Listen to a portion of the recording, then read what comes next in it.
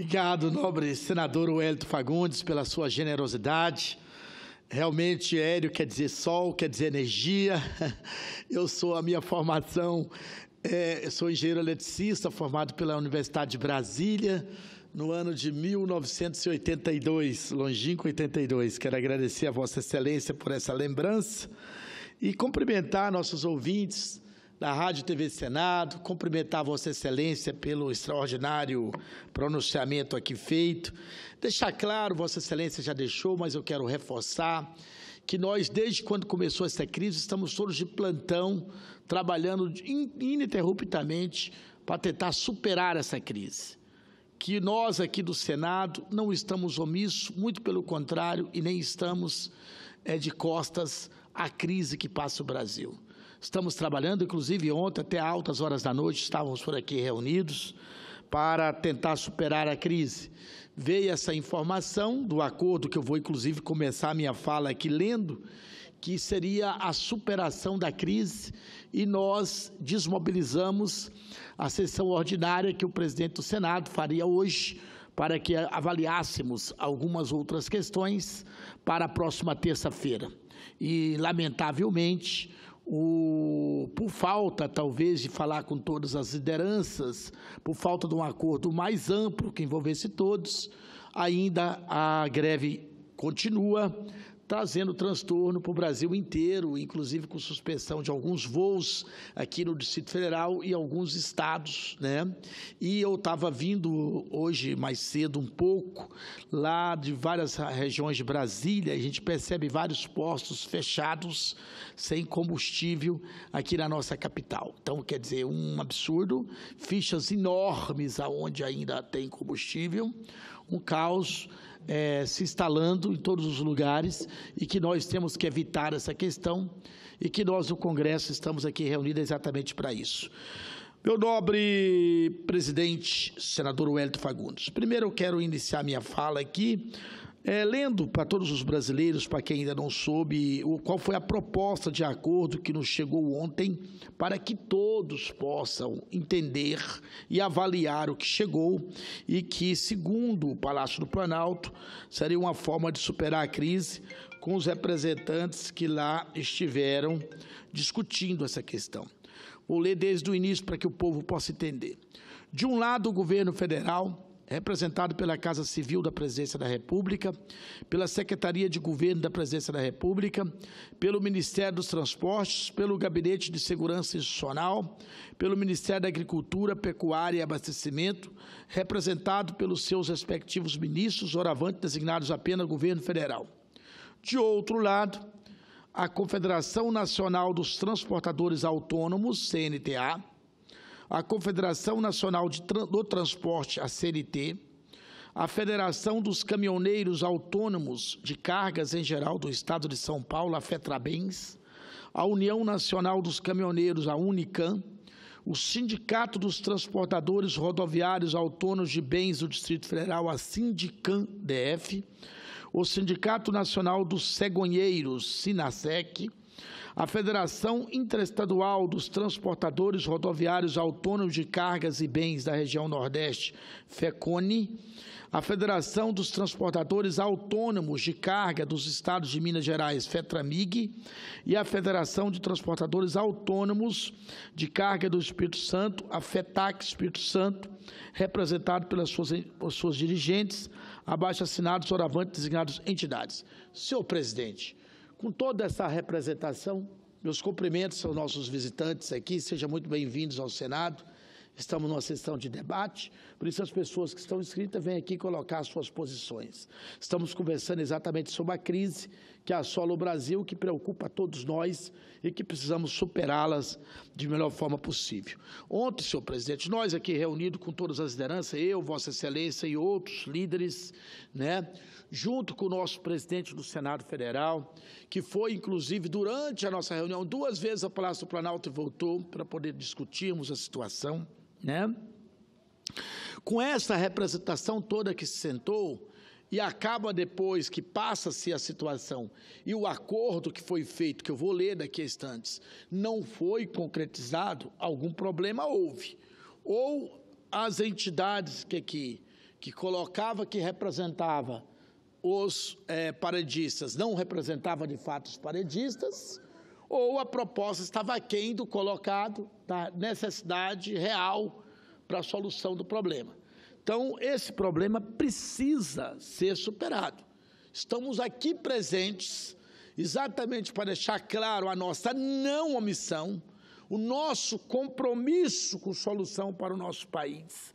Eu, como senador do Distrito Federal, engenheiro eletricista de formação, servidor público concursado, não posso conceber que o governo e suas entidades não tenham uma solução plausível para apresentar.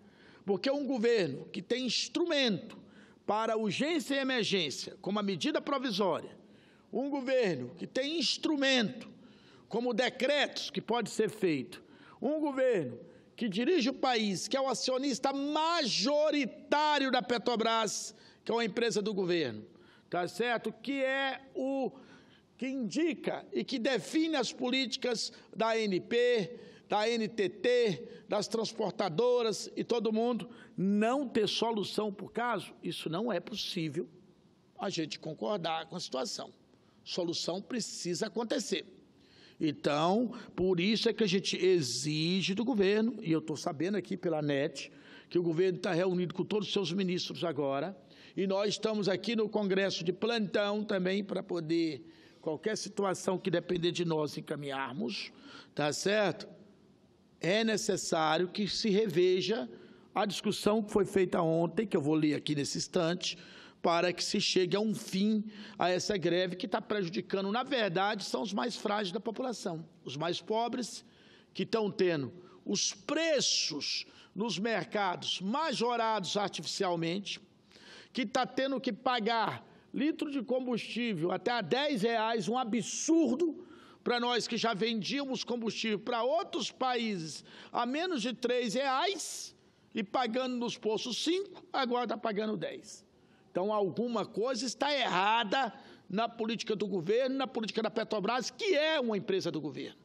Então, não dá para vir com essa história que a Petrobras é uma coisa e o governo é outra. Não, a Petrobras é o governo tem 60% das ações da Petrobras. E o governo precisa, por isso que eu sou um defensor, sou contra a privatização, sou um defensor que os poderes, o Estado, precisa controlar a energia, o Estado precisa controlar aquilo que é essencial, exatamente para poder intervir numa hora como essa, para debelar a crise, para acabar com a crise. Porque o Estado não vive do lucro, o Estado vive do equilíbrio entre o público e o privado. O Estado serve para poder fazer uma intervenção que permita uma gestão pública adequada para que o nosso povo possa sobreviver com dignidade. Então, é hora do governo, da presidência da República, falar a Petrobras é nossa, é do governo, nós temos 60% das ações, quem comanda a Petrobras não são meia dúzia de acionistas milionários que querem continuar sendo mais milionários do que já são, é o governo do Brasil e nós precisamos superar as questões. Sobre o acordo assinado ontem, e tem A do acordo, o governo federal se compromete a reduzir a zero a alíquota da CID em 2018 sobre o óleo diesel, bem como as necessárias providências decorrentes dessa medida. Muito bem, isso é uma proposta que nós aqui do Senado, inclusive, tinha feito uma resolução que estava perpassando, que não tem nenhum tipo de óbice e nenhum tipo de obstáculo aqui do Senado, que achamos, inclusive, uma proposta muito interessante que foi colocada.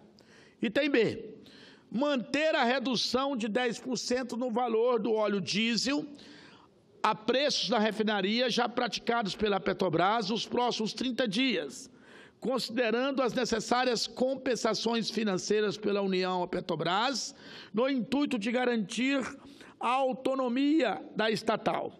Tudo bem que se garanta a autonomia da estatal, é necessário realmente fazer a redução, porque o preço está muito elevado, está fora de controle, mas a custa de quê? A custa de sacrificar mais ainda o povo brasileiro, a custa de apertar mais o cinto do pobre, do contribuinte pagador de imposto, isso não dá.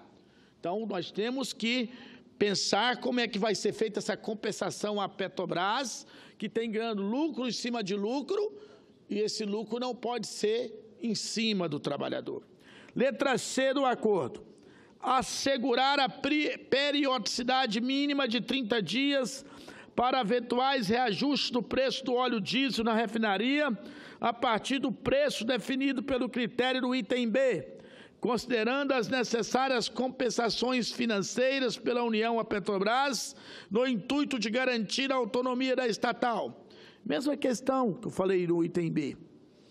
A custa de quê? De apertar, quem vai pagar a conta somos nós, os consumidores, pagadores de impostos, o pobre do brasileiro que já tem 14 milhões de desempregados.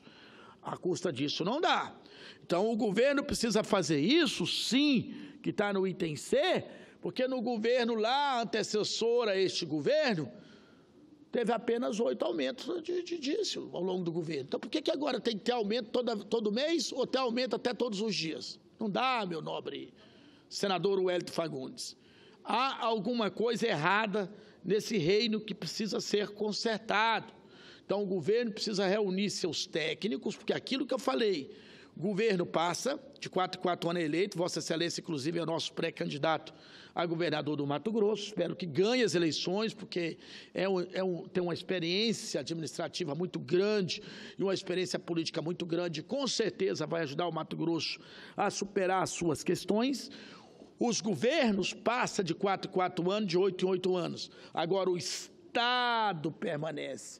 Então, os técnicos concursados, as pessoas que estão aí nos estados, a pessoa que representa o Estado, precisa discutir uma política perene para dar previsibilidade e condição para que o nosso setor produtivo, para que o nosso setor de serviço possa se planejar e possa trabalhar de forma correta.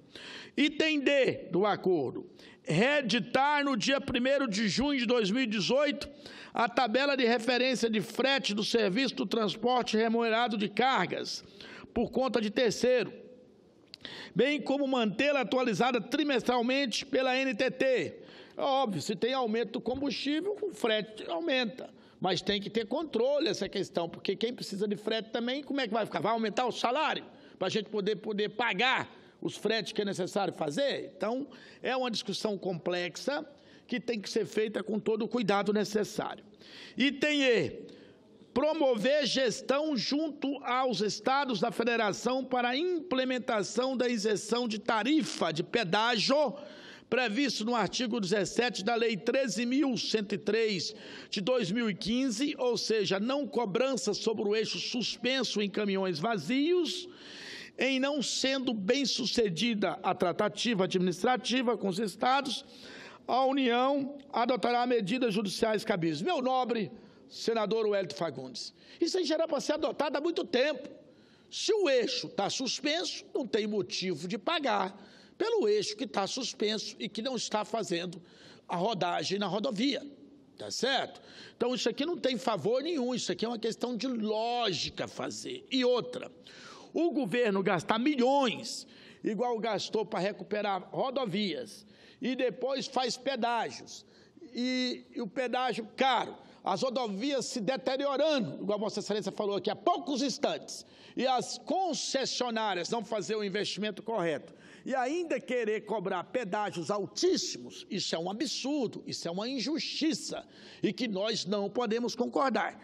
Então, essa política de pedágio e essa política de concessão tem que ser bem pensada para evitar qualquer problema e qualquer atrito, igual Vossa Excelência, que daqui a momento vamos parar tudo por causa dos preços exorbitantes dos pedágios, né, e da falta de investimento na recuperação das rodovias e das áreas que não foram feitas as devidas recuperações. Um país igual o nosso, um país continental, plano, com relevo favorável, já era para ter uma malha ferroviária, meu nobre presidente Wellington Fagundes, que garantisse o deslocamento de toda a nossa produção agrícola aos nossos portos, de forma tranquila, via trem, um transporte muito mais barato, muito mais perene, do que os atuais que nós temos e que estraga menos, ou via nossas hidrovias, que seria possível fazer, com alguns derrocamentos em algumas áreas dos nossos cursos hidroviários. A gente percebe que países como os Estados Unidos faz o deslocamento da sua maior carga através do rio Missouri e o Mississippi. Por que não que o Brasil não poderia fazer através do Tocantins, através do Araguaia, através do Paraguai, através do São Francisco, através dos nossos rios? Porque não há o investimento adequado, e eu falo isso como presidente da Frente Parlamentar Mista da Infraestrutura, na área de infraestrutura de transporte, porque há um lobby no Brasil que beneficia e sempre beneficiou o transporte rodoviário. Os efeitos estão sendo vistos aí, meu nobre presidente. Que se nós tivéssemos uma política de transporte que pusesse dedo na ferida e fizéssemos um investimento em transporte hidroviários, tanto nos nossos rios como de cabotagem no nosso litoral, que é um litoral privilegiado, quanto no transporte ferroviário, nós poderíamos ter um custo muito menor para a nossa produção e para nossas exportações e ficaria menos vulneráveis a situação como essa que a gente está vivendo nesse momento. Por isso, meu Brasil querido que está me ouvindo, precisamos pensar muito. Esse ano é o ano das eleições, é o ano que todos vamos decidir o futuro do nosso país e que o nosso povo precisa verificar a proposta de cada um dos candidatos que irão votar, que o nosso povo precisa votar contra todo aquele político corrupto ou aquele político que utiliza do seu mandato para fazer desvio de verba pública, para fazer malandragem e para não fazer aquilo para que o qual foi eleito para fazer seu mandato. É a hora da gente dar um basta na corrupção, a gente votar em ficha limpa e votar em pessoas que possam de verdade ter o compromisso com a nossa nação. Senhor presidente, no item F, falava em editar uma medida provisória em até 15 dias para autorizar a Conab a contratar transporte rodoviário de carga, dispensando-se procedimento licitatório para até 30% de sua demanda de frete para cooperativas ou entidades sindicais da categoria dos transportadores autônomos. Esse item emergencial, eu acho até um amor que quebra um pouco do monopólio de mercado. Tá certo? Então, é um item importante para garantir que as cooperativas, os transportadores autônomos, possam de verdade entrar no mercado e fazer preços melhores e mais competitivos, diminuindo, inclusive, a questão do valor do frete. No item G, não promover a reoneração da folha de pagamento do setor de transporte rodoviário de cargas. É uma situação também complexa e que precisa ser discutida com todos os cuidados necessários. Letra H, requerer a extinção das ações judiciais possessórias ou de qualquer outra natureza proposta pela União em face das entidades relacionadas com o movimento paredista de caminhoneiros que trata esse termo. Então, o que acontece? Extinção das ações judiciais possessórias, tem que analisar caso a caso. Tem algumas que tinha que fazer mesmo, algumas ações judiciárias, porque, igual está sendo falado, há-se uma dúvida se tem lockout de alguns dos grandes e poderosos empresários do setor de transporte para forçar artificialmente uma greve. Então, isso precisa ser apurado. Quem é do nosso Ministério Público? Que o nosso judiciário, a nossa Polícia Federal, para imediata ação. Então, isso são ações que o nosso governo federal, junto com a nossa eficiente Polícia Federal, que eu só tenho elogios a fazer, junto com o nosso Ministério Público, que também é muito responsável e tem capilaridade em todos os estados brasileiros, e junto com o nosso judiciário, imediatamente fazer as ações necessárias para, caso esteja havendo lockout, imediatamente acabar com todos os lockouts. É uma ação imediata que o governo possa fazer para que a coisa seja realmente colocada o pingo no i, né? Letra I, informar as autoridades de trânsito competentes acerca da celebração do presente termo para instrução nos eventuais processos administrativos instaurados em face das entidades ou de seus associados em decorrência de atos praticados no curso do movimento paredista. Isso é necessário realmente para que todos saibam o que está acontecendo. Letra J, manter com as entidades reuniões periódicas para acompanhamento do adimplemento dos compromissos estabelecidos nesse termo, ficando desde já estabelecido o prazo de 15 dias para a celebração do próximo encontro. Eu acho que, na verdade, o encontro tem que ser diário, até resolver toda a crise e toda a situação. Estamos aqui para isso. Letra K, buscar junto à Petrobras a oportunização aos transportadores autônomos a livre participação na operação de transporte de cargas, na qualidade terceirizada das empresas transportadoras contratadas pela estatal. Vejo como uma boa forma de até diminuir também o valor dos fretes. Letra L, solicitar à Petrobras que seja observada a resolução da ANTT número 420 de 2004, no que diz respeito à renovação da frota nas contratações de transporte rodoviário de carga. Isso é mais do que necessário. Resoluções são feitas para serem cumpridas.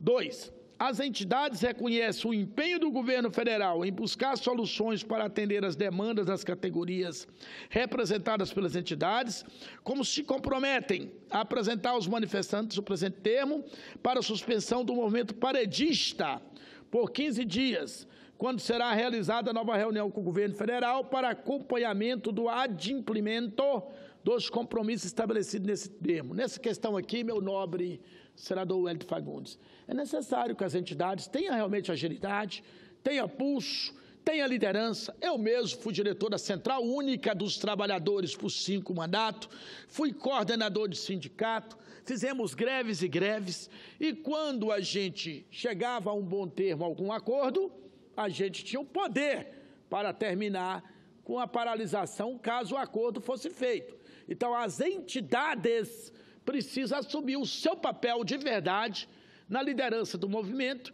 e não deixar os movimentos totalmente à deriva, igual está acontecendo em várias partes do Brasil. Eu não estou aqui para cristianizar e nem penalizar ninguém. Eu cumprimento o governo pelas suas ações que estão fazendo lá, estão reunidos com os ministros, coisa e tal, para tentar chegar a algum entendimento. Eu só quero dizer que o governo dispõe de instrumentos, com medida provisória, de instrumento que passa a valer no primeiro momento que é publicado e editado no Diário Oficial. O governo dispõe da imprensa nacional para publicar Diário Oficial a hora que precisar, extraordinariamente. O governo dispõe de decreto de lei. O governo é proprietário de 60% das ações da Petrobras, tem o direito de toda a questão, então o governo precisa apontar solução para a crise. O governo tem a direção da NTT, o governo tem a direção da ANP e precisa apontar solução imediata para a crise. Senhor presidente, esse é um momento que, igual nós falamos, estou aqui abusando um pouquinho do seu tempo, mas é necessário para a gente poder colocar algumas coisas. Quero só para tentar concluir, fazer aqui uma avaliação que eu concordo muito com o que foi dito aqui pela bancada de colegas aqui dessa casa, que eu refuto como bancada de colegas que tem compromisso com o Brasil. Essa política acima do mercado é resultado de uma crença irracional, senhor presidente, de que o mercado é sempre a solução de tudo e que o Estado não serve para nada, a não ser aumentar o lucro do mercado. Por isso, senhor presidente, que eu sempre defendi que o Estado tenha que ter uma intervenção, principalmente na questão de energia. Nós acabamos de fazer aqui, foi lido a CPI do setor elétrico, porque não dá, o senhor imagina amanhã a crise passar a ser de energia, porque empresas privadas compraram nossos cursos d'água, compraram as nossas hidroelétricas e começam a apagar o sistema com ameaça ou lockout, para que se aumente artificialmente o preço da energia elétrica. É por isso que não se pode privatizar aquilo que tem que ser da mão do Estado, porque nos Estados Unidos o setor elétrico está no controle do país, dos Estados Unidos, na Alemanha está no poder da Alemanha, na China está no poder da China, na Austrália, no poder da Austrália. Como é que nós, que temos o controle do nosso sistema elétrico, vamos permitir retirar o nosso controle para passar para a iniciativa privada? Vai que um maluco, tipo o presidente dos Estados Unidos ou o presidente da Coreia do Norte, esses dois, e para dar um exemplo do que está mais vigente aí, compra o nosso sistema elétrico. Tucuruí, por exemplo, eu já falei uma vez aqui, Tucuruí, ela é tão importante para o nosso sistema elétrico. Se eu quiser desligar e apagar, ligar e acender e desligar o sistema com Tucuruí, eu faço o dia inteiro. É só eu colocar e tirar, só eu colocar e tirar Tucuruí. Tá? Que é a usina mais importante do nosso país, genuinamente brasileiro. Então, a gente precisa tomar cuidado, por isso que eu falei isso aqui. Essa é a crença, senhor presidente, que tudo tem que ser privatizado, dos economistas financeiros, que enxergam nosso país e nossa sociedade como uma equação de planilha de banco, onde no final, o que vale são os números e os bolsos, e não as pessoas. Essa não é sua política e nem a minha política, senhor presidente. Eu sei do seu compromisso com o povo. Por isso que Vossa Excelência está querendo governar o estado do Mato Grosso. E a minha política também é o compromisso com o povo e o compromisso com o Estado. Por isso que nós estamos aqui presentes, debatendo esse tema tão importante e não estamos fora do debate. Eles, senhor presidente, esses economistas, são incapazes de conhecer a realidade brasileira, suas diferenças e necessidades econômicas e sociais. Eles só conhecem o manual do mercado financeiro. Esses economistas sempre exerceram suas crenças para a sociedade brasileira como se fosse verdades absolutas, sempre quiseram colocar isso, mas nunca foram capazes de melhorar a vida do povo com suas receitas econômicas infalíveis e suas propostas técnicas isentas de ideologia. No caso dos combustíveis, aconteceu a mesma coisa de novo, senhor presidente, né? Então, para resolver o problema, é necessário enterrar essa política de preços e retomar a política de preços que foi feita na época do presidente Lula. Na era de Lula, senhor presidente, os preços dos combustíveis variavam poucas vezes, gerando estabilidade e previsibilidade econômica para produtores, transportadores, comerciantes e consumidores. Então, o povo tem que lembrar disso. O povo não pode ter memória curta. Não havia essa irracionalidade de reajustes semanais e escalas de preço que faz com que os custos de transporte aumentem no meio de uma viagem para outra. Durante o governo Lula, houve apenas 7 reajustes de preço de gasolina e 8 reajustes do preço do diesel. Isto é a adequação dos preços do combustível ao cenário internacional. Era feito em intervalos maiores de tempo, dando tempo para que a sociedade pudesse se adaptar às variações do preço do petróleo e dos demais componentes de custo no mercado internacional e doméstico. Então, por que não? O que mudou daquela época para cá, presidente? Por que nós precisamos agora ter reajuste diário, ou reajuste semanal, ou reajuste de uma noite para outra? Então, tem que mudar essa questão. Para resolver o problema, senhor presidente, é necessário enterrar essa política entreguista. Assim, o preço do combustível no Brasil, naquela época do presidente Lula, ficava algum tempo mais barato do que o cenário internacional e algum tempo mais caro. Contudo, quando se olha o período todo do governo Lula, o preço médio da gasolina e do diesel ficava muito próximo do preço do combustível no cenário internacional. Ou seja, a política de preço do presidente Lula foi uma política de mercado extremamente eficiente para a Petrobras e para a sociedade brasileira. A Petrobras, naquele período, obteve lucro de mercado com essa política e os produtores, transportadores, comerciantes e consumidores tiveram previsibilidade de custo e estabilidade econômica. E os preços não eram aumentados artificialmente. Por isso que eu estou trazendo aqui essa discussão que foi colocada pelos outros colegas aqui de outra bancada.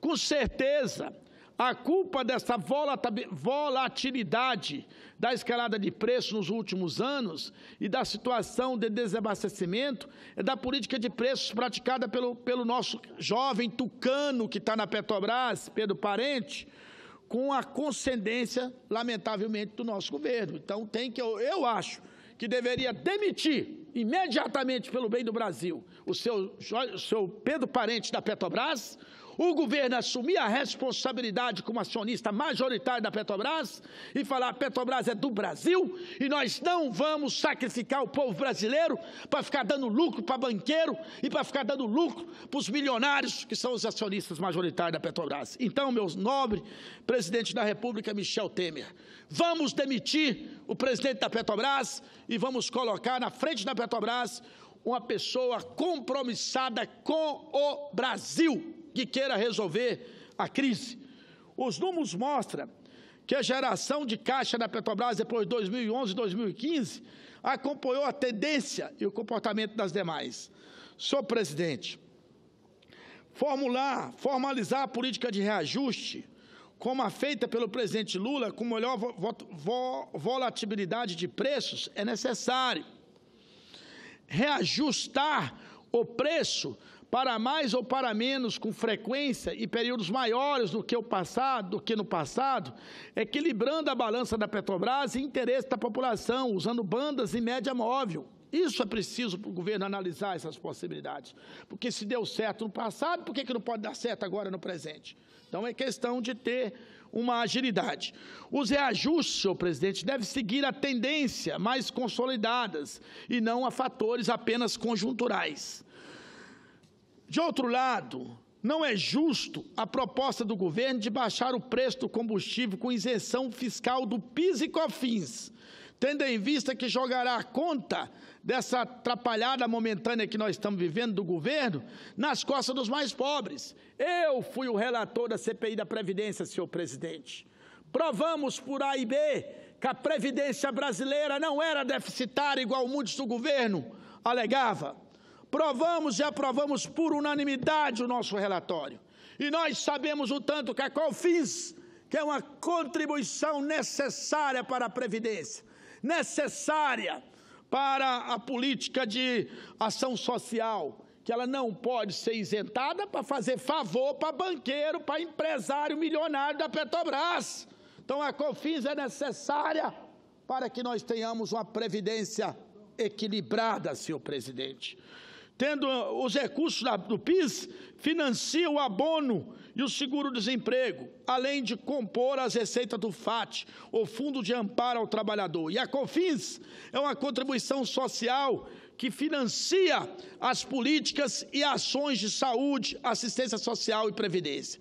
Sendo assim, a proposta do governo é utilizar os recursos do trabalhador, do aposentado e dos cidadãos que utilizam os serviços públicos para reduzir o preço do diesel e da gasolina. Isso tudo para poder a margem do lucro dos especuladores que comparecem nas ações da Petrobras depois do impeachment.